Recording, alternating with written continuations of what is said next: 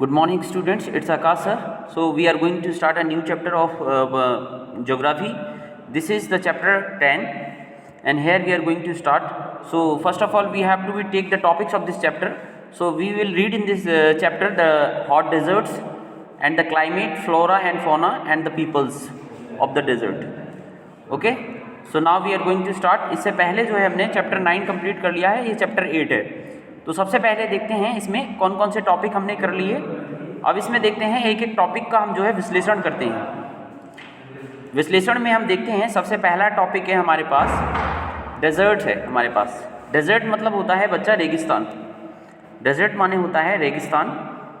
अब इसको थोड़ा और ध्यान से पढ़ते हैं. हम जानते हैं जो पृथ्वी होती है, अर्थ होती है, इसके मिडिल से एक लाइन जाती है, उसको कहते हैं 0 डिग्री लैटीट्यूड, और इसको हिंदी में कहते हैं अक्षांश रेखा. ठीक है. जो रेखाएं जो है हॉरिजॉन्टली खींची जाती हैं, यानी क्षैतिज रूप से जो रेखाएं खींची होती हैं उन्हें अक्षांश रेखाएं कहते हैं. और ये इमेजिनरी लाइंस हैं. These are the imaginary lines. ये अस्तित्व में नहीं है, ये कल्पना में माना है हमने. जैसे हम ग्लोब पे खींचते हैं तो 0 डिग्री जो लैटीट्यूड होती है उसको इक्वेटर कहते हैं. क्या कहते हैं? इक्वेटर. अब 0 डिग्री से 10 डिग्री ऊपर नॉर्दर्न एंड 10 डिग्री साउदर्न. ठीक है. 0 से 10 डिग्री, तो 0 से ऊपर 10 डिग्री नॉर्थ और 10 डिग्री साउथ वाला पार्ट होता है tropical area. This is called the tropical area. जो ट्रॉपिकल एरिया है वहाँ सूरज जो होता है साल भर, सूरज की जो किरणें हैं ना वो स्ट्रेट पड़ती हैं, सीधी पड़ती हैं. ठीक है. जो ट्रॉपिकल एरिया होता है तो वहाँ साल भर गर्मी पड़ती है. ठीक है. दैट्स वाई जो ट्रॉपिकल एरिया है ना वहाँ पे जो है ना जो पेड़ पौधे होते हैं ना वो श्रब्स होती हैं, ज़्यादातर श्रब्स होती हैं, मतलब कटीली झाड़ियाँ होती हैं. तो इस तरह की कुछ विशेषताएं हैं. और कुछ ऐसे क्षेत्र भी होते हैं जहाँ पर रेन फॉरेस्ट भी पाई जाती हैं. ट्रॉपिकल एरिया में कुछ ऐसे एरियाज़ भी होते हैं जहाँ पर रेन फॉरेस्ट पाई जाती हैं.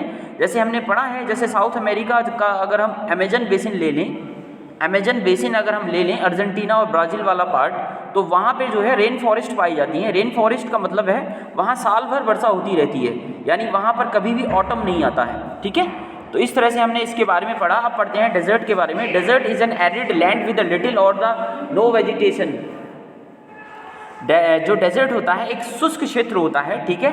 अब शुष्क क्षेत्र क्यों होता है? मैंने जैसे बताया, suppose this is earth and this is equator, 0 degree latitude, and हमने पढ़ा है 0 डिग्री से 10 डिग्री जो नॉर्थ और 0 डिग्री से 10 डिग्री जो साउथ होता है वहाँ सूरज की किरणें जो हैं बिल्कुल स्ट्रेट पड़ती हैं. जब सूरज की किरणें स्ट्रेट पड़ेंगी, this is called the tropical area.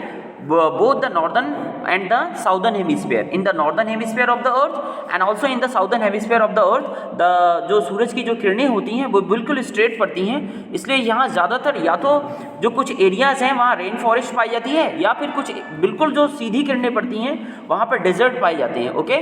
So this is clear. Desert is an arid land. बिल्कुल शुष्क क्षेत्र होता है with little or no vegetation. या तो बिल्कुल थोड़ी या बिल्कुल कम जो है वनस्पति होती है. वेजिटेशन मतलब वनस्पति. Okay students, so this is clear. And now we are going to start the second stanza. Depending on the temperature, deserts or two types. जो डेजर्ट्स होते हैं, जो वहाँ की वेजिटेशन होती है वो डिपेंड करती है किस किस चीज़ पर, जो टेम्परेचर कैसा है. ठीक है. डेजर्ट का. और या फिर हम देखते हैं डेजर्ट्स भी दो टाइप के होते हैं, the hot deserts and the cold deserts. Okay. Hot desert means students वो होता है जहाँ पर जो है बिल्कुल रेत यानी सैंडी एरिया होता है, यानी बालू क्षेत्र वाला एरिया होता है, उसको हॉट डेजर्ट कहते हैं. कोल्ड डेजर्ट मतलब जहाँ पे स्नोफॉल होती है. ओके. जहाँ पर स्नोफॉल होती है उसको कोल्ड डेजर्ट कहते हैं. तो थैंक यू वेरी मच. आज के लिए इतना काफ़ी है.